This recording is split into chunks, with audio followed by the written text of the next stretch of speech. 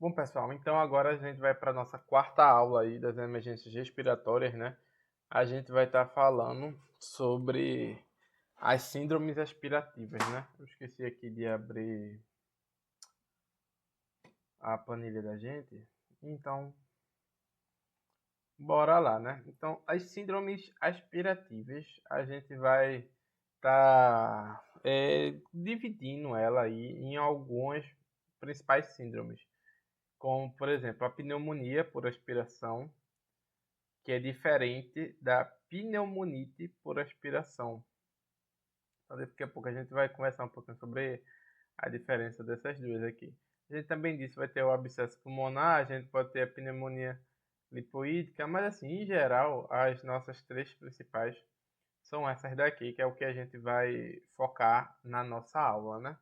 E para a gente fazer o diagnóstico, é muito importante a gente ter um paciente que ele tenha um risco aumentado para aspirar, porque a gente só vai ter esses determinados problemas se o paciente tiver algum tipo de aspiração. Dito isso, aqui são os principais fatores de riscos aí que a gente tem.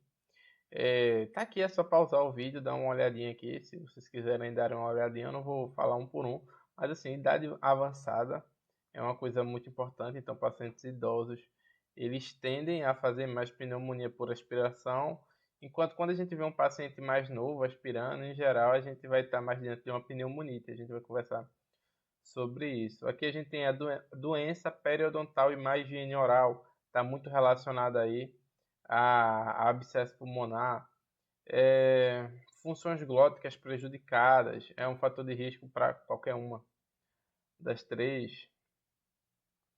Doenças neurológicas, disfagia, paciente sedar, usar anestesia geral. Então são todas coisas aí que vão estar aumentando o risco. Dito isso, a gente vai ter aqui essas três principais que eu estou falando, né? E aí, o que é que vai ser a pneumonite química? A pneumonite química, em geral, ela vai acontecer quando a gente aspira conteúdo, obviamente, sem bactérias, e um conteúdo que pode ser ácido, já que está vindo do estômago, e vai justamente causar uma inflamação ali química, né? O ácido chegando ali no parênquima vai causar aquela inflamação, o paciente ele vai ter uma dispneia, vai ter uma hipoxemia. É muito comum a piora do quadro respiratório vir cerca ali de umas 6 horas após a aspiração, tá entendendo? Então o paciente pode sibilar, pode ter derrame pleural, esse paciente ele pode evoluir com insuficiência respiratória, inclusive precisar de intubação. A radiografia de tórax usualmente vai estar normal, a gente pode ter derrame pleural associado, enfim, é um quadro que acaba sendo bem florido. Já agora, por exemplo, a gente não tem aquela história de uma tosse seca ah, por um tempo, né? Aí a gente entra nessa questão ali na pneumonia por aspiração. Como a gente pode ver aqui, a maioria dos pacientes vai apresentar o quadro arrastado de 1 a 2 semanas, que é essa história de tosse que já vem se arrastando. A pneumonite química, foi como eu expliquei para vocês, em geral, é uma insuficiência respiratória ali aguda depois de 6 horas após a aspiração. A gente tem essa característica aí da febre vespertina com piora do estado geral, né? E aí a gente também vai ter dispneia, também pode ser um quadro agudo. É um quadro, inclusive, que pode evoluir para choque séptico, então a gente tem que estar atento a isso. E o abscesso pulmonar vai ser um quadro arrastado, vai parecer um pouco a tuberculose, quando a gente vai ver, o quadro arrastado, perda de peso, sudorese noturna. Aí tosse com expectoração, aí tem essa questão da expectoração purulenta de odofeto, isso é meio característico. Tem essa questão da hemoptise, e aquela questão dos dentes, né? Muitas vezes o paciente ele tem essa história de ter um mau estado de higiene em relação aos dentes. Dito isso, quais são os exames que a gente vai pedir, né? Então, qualquer caso sintomático, a gente vai pedir radiografia de tórax, evolução prolongada. É importante a gente pedir cultura de escarro, a tomografia, broncoscopia, alguma complicação, a gente vai pedir laboratório, hemocultura, broncoscopia, TC de tórax. E aí, como é que a gente vai fazer esse diagnóstico, né? Esses diagnósticos sempre vão ser feitos em pacientes com risco presumido, ou seja, pacientes que têm aqueles fatores de risco, ou então pacientes que a gente viu aspirando.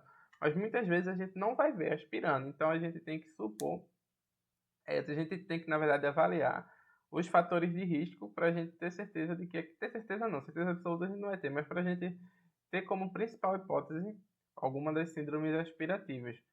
E aí, alguns sintomas que podem levar ali a hipoxemia nova, mais febre, mais taquipneia, mais leucocitose, mas assim, quem viu a aula de pneumonia normal, essa questão aqui da hipoxemia nova, febre, taquipneia, leucocitose, está muito relacionado com a PAC normalmente. Então, o paciente ele tem que ter esse risco presumido, tá entendendo? Ou então, realmente ter sido visto a aspiração. Agora, uma coisa que chega a ser um pouco específico, assim, um pouco mais específico, é esse infiltrado, que a gente tem infiltrado pulmonar em regiões pulmonares. E aí vai depender justamente do segmento em que foi realizada a aspiração. Então, quando a gente vê gravidades dependentes dos segmentos dos lobos superiores. Então, a gente vê os lobos superiores em maior detrimento dos lobos inferiores. O infiltrado mais presente lá, a gente pode aumentar a chance, né, de ser uma pneumonia aspirativa. E aí, o diagnóstico de abscesso pulmonar, a gente vai ver no exame de imagem uma cavidade, né, com parede espessada e nível hidroaéreo, e aí a gente pode ter infiltrado ou não.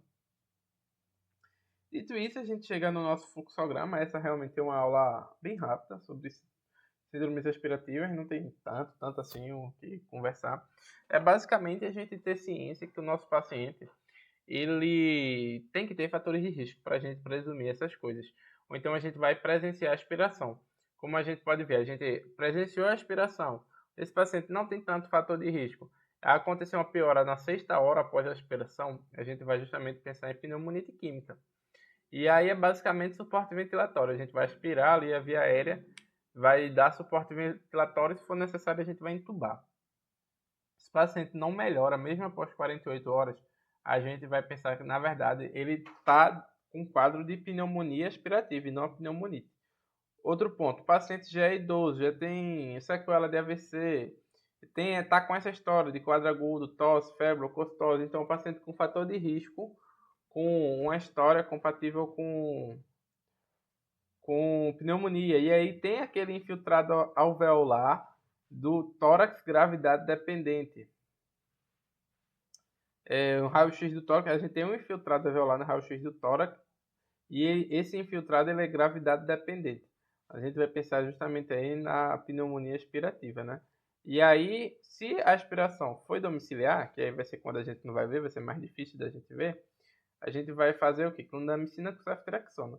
Se for uma aspiração hospitalar, e é mais fácil, né, de alguém acabar vendo, a gente pode fazer piperacilina com tazobactam e então meropenem. A gente trata por 14 dias. Esse quadro permanece com essa febre subaguda, supuração, ou paciente com odofeto, halitose, e apareceu imagem cavitada no raio-x de tórax, a gente vai mudar o diagnóstico para abscesso pulmonar, né? E aqui a gente entra aqui nos fatores de risco de abscesso. Tem um paciente que já é etilista, com dente em mau estado e tal, com um quadro um pouco parecido com de tuberculose, que é uma febre vespertina, tosse purulenta, pode ter hemoptise, o quadro consumptivo perdendo peso, né? E aqui é importante, a imagem cavitada tem que ter um abscesso. Aí a gente vai fazer clindamicina com ceftriaxona, se a gente tiver risco do estáfilos de meticilina resistente, a gente faz a vancomicina, lembrando aquela questão da função renal, né? E a gente tem a opção de fazer a tecoplamina. Se o abscesso ele tem mais de 6 centímetros associado com hemoptise, a gente vai pensar em cirurgia ou então em outros diagnósticos diferenciais. Então, deixa eu só abrir aqui, né? Vou dar um corte aqui para abrir e a gente voltar na tabela. Bom, pessoal, então voltando aqui, pneumonia aspirativa, como a gente já conversou, Ceftriaxona vai ser EV 1 grama de 12 em 12 horas. Clindamicina EV também 600 mg de 8 em 8 horas. Isso na aspiração domiciliar. Se for hospitalar, a gente vai fazer aí o pipetazo 4,5 gramas EV de 6 em 6 horas. O meropenem 1 grama EV também de 12 em 12 horas. Abscesso pulmonar. Tratamento padrão aí também a ceftriaxona com a clindamicina. Ceftriaxona na mesma dose, a clindamicina aqui vai ser por via oral. E aí vai ser 450 mg de 8 em 8 horas. E a gente vai fazer 4 semanas de tratamento, no mínimo. Gram negativo identificado em cultura, mesma questão. Ou pipetazo, ou meropenem, mesma dose. MRSA, vancomicina 15 mg quilo EV de 12 em 12 horas, se a função renal estiver preservada. Se não, ou a gente ajusta a dose, né, pro clearance, ou a gente tem a opção aí de estar usando a teicoplamina.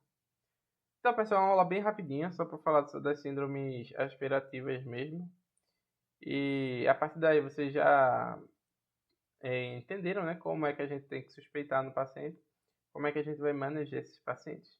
Então é isso aí e até a próxima aula.